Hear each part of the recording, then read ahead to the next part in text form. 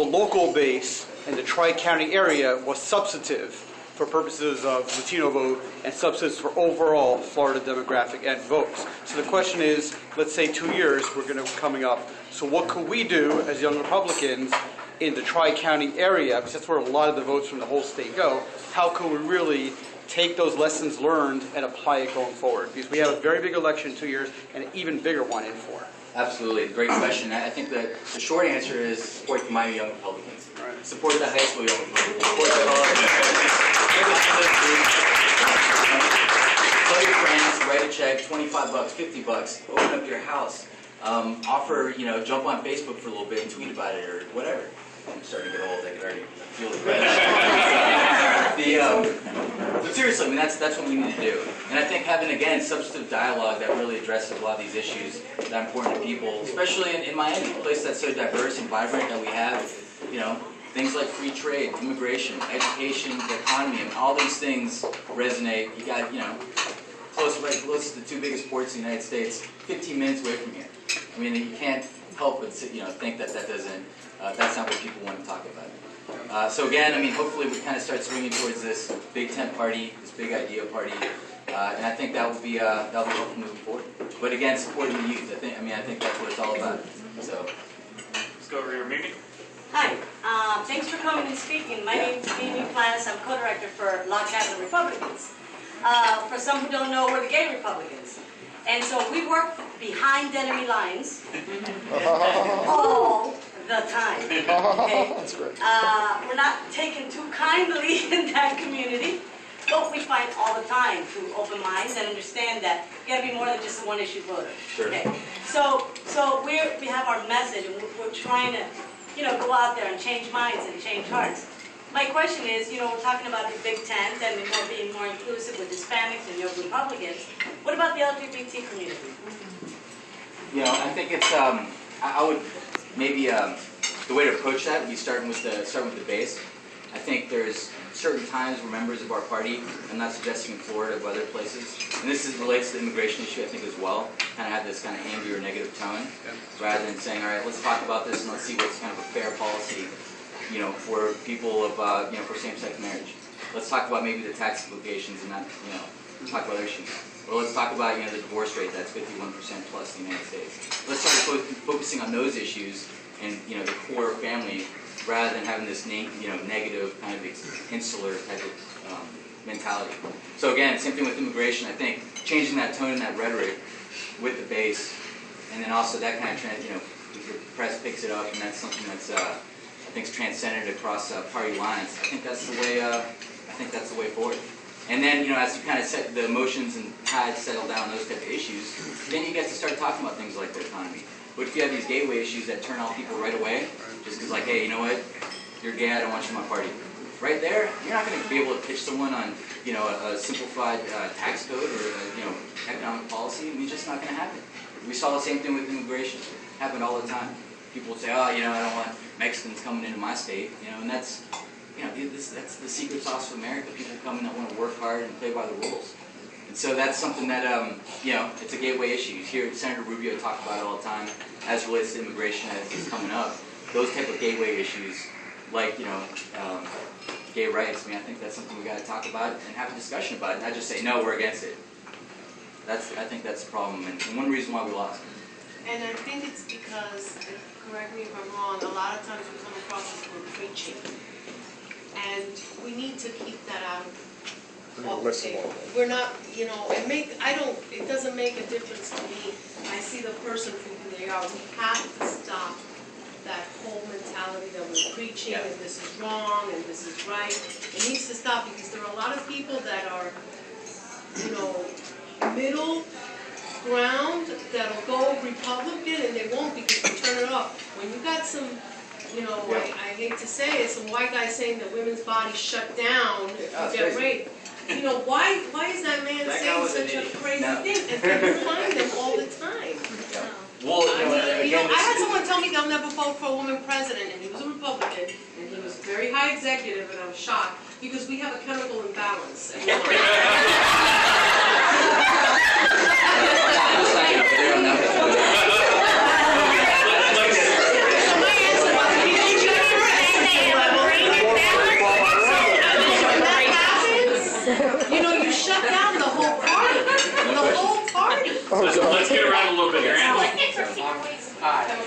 I am large. It was you, John. Latino community, and I wanted to know, would it be possible if you could, because we're just starting out, really just starting out, I wanted to know if it was possible if you could meet with you perhaps one day, Yeah, our absolutely. executive council, just get kind of the game plan about how to do so, maybe, I mean, Absolutely. okay. And Okay, definitely, yeah, I'll talk to let's both. team up. Let's do it. Okay. Sure. I have a question. Yes, ma'am. In the statistics that, that were conducted throughout Miami-Dade, when you find Hispanics, is there a trend of a change in demographics in Hispanics where, they're less and less conservative when it comes to fiscal issues, and it's kind of difficult to bring them aboard? No.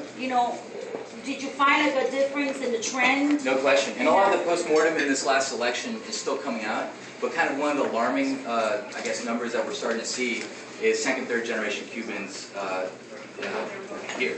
So they're starting, Obama's starting to do 50-50 with them.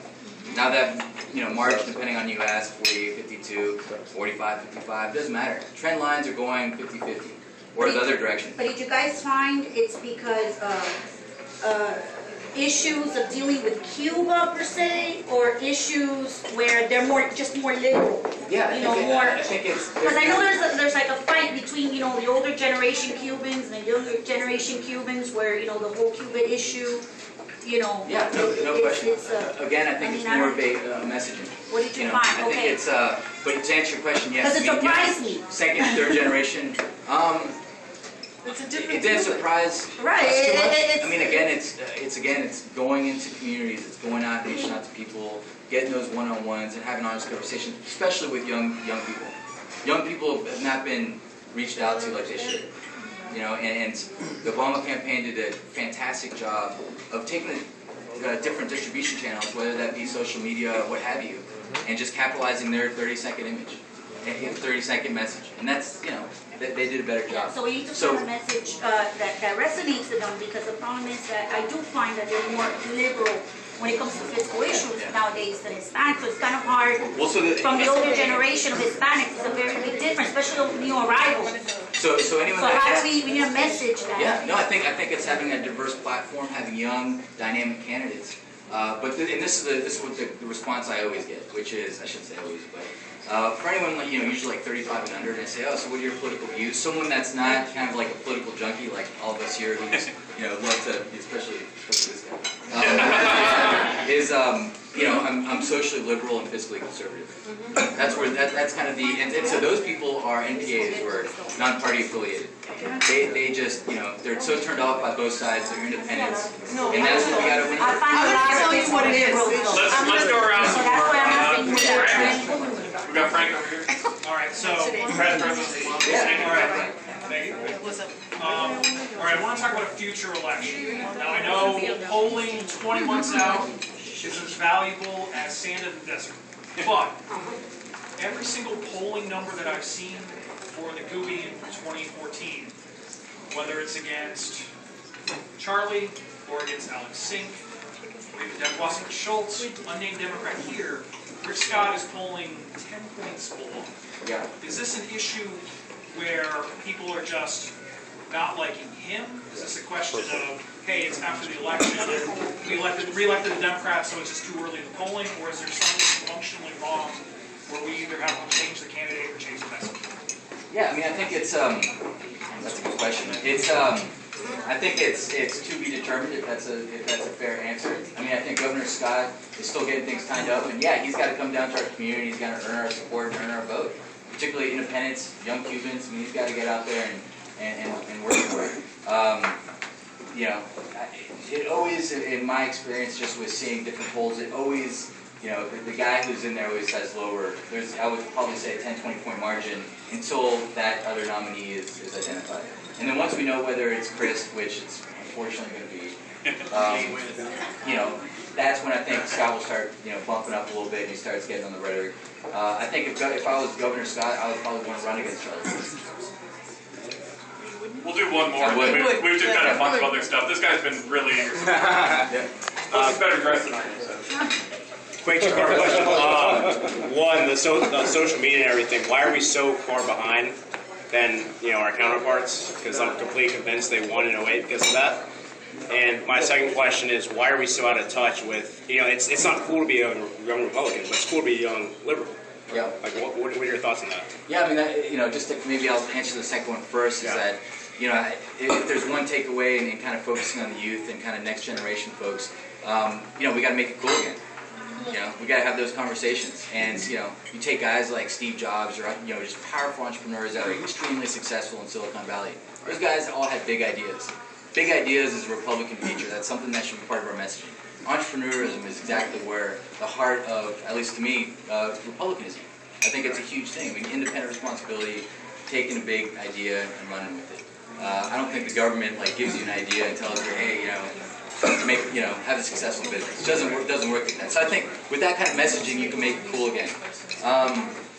And your first question, I guess, as it relates to just social media, I think just dollars spent, there was kind of strategic decisions to say, listen, we're going to go 80-20 on TV versus, our bet in 2012 was that the D's base wouldn't show up. Are they switching it towards? I hope so. I mean, we are. I mean, we're all in on social media. I mean, for the limited funds we have, and if you're, I'm going to use the F word again, I guess. No, yes. So, Thank you. Okay. We'll do one last one and then we've I got. actually just wanted to comment on that. I think a huge problem that we're running into, and it also ties back to what she said about we have someone who makes a radical statement and as the face of a Republican Party.